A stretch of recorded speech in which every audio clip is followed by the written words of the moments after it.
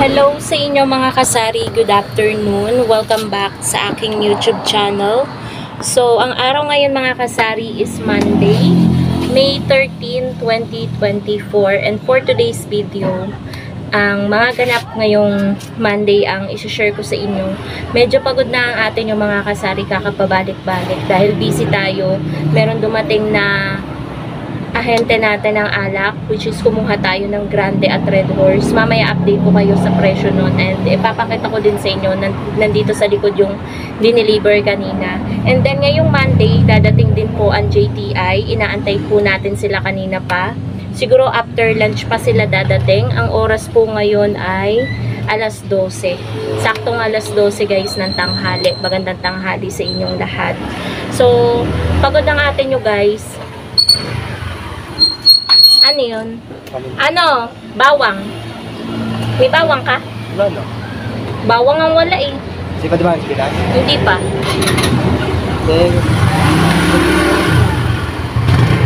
Dumating lang guys yung ano natin. Yung kinukuhanan natin ng paminta, ganyan, ng bawang, insenso, tina, chlorine, ganyan. Dumating si kuya. So, bawang kasi yung ubos ko dito guys. Wala nang bawang. Wala rin sa kanyang bawang. So, ayun guys, medyo pagod ako ngayon. Sabay pa yung napaka-maalinsangan. Alam niyo yung, hindi naman trick na trick yung araw, pero sobrang init. Alam niyo, gusto niyo lumublob sa drum or kung meron kayong swimming pool ba dyan, gusto niyo na lang tumalon bigla dahil sa sobrang init. Alam niyo yun guys, nag-ano ko kanina, wala may sasabihin ko, naglaba ako ng basahan. So, bala ko din sanang maglaba kanina, kaso hindi natuloy. Basahan na lang kako ang malabhan. Kasi parang ngayong Monday, pagod na agad ako. Dahil nga sa init, nakakadagdag din yan guys ng pagod yung init.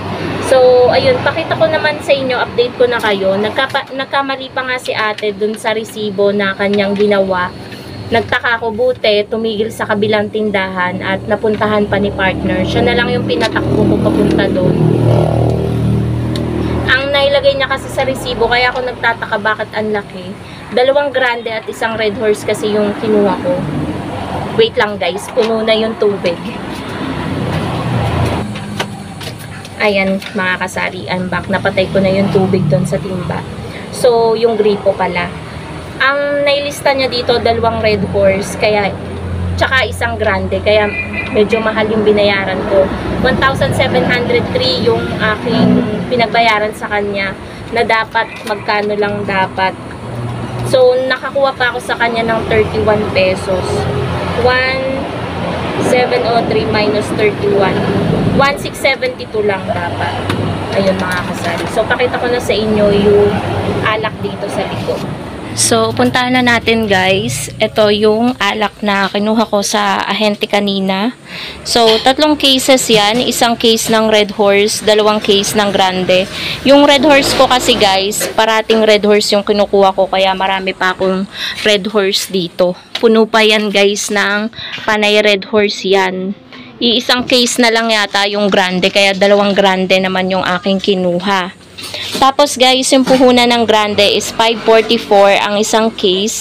Tapos 575 naman yung puhunan ng isang case ng Red Horse. So, ang bentahan ko po niyan mga kasari is 115. Pasok na tayo dito. At napakaingay ng aso ng kapitbahay. 120 naman mga kasari kapag walang bote si customer. So, 1,672 yung total ng pinagbayaran ko sa aking ahente ng alak na Red Horse at Grande. So, antayin na lang po natin mga kasari ang JTI. Mamaya, i-share ko din sa inyo yung mga sigarilyo na kukuhanin ko sa kanila. A few inches later.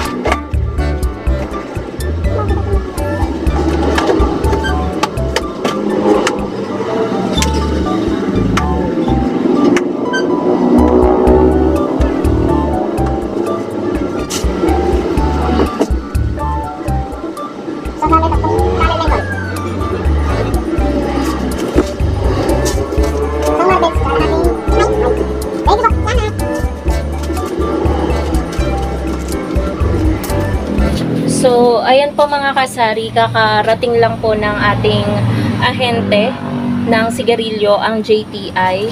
At yung truck nila guys ay andun pa sa labas. Ayun yung truck ni na kuya.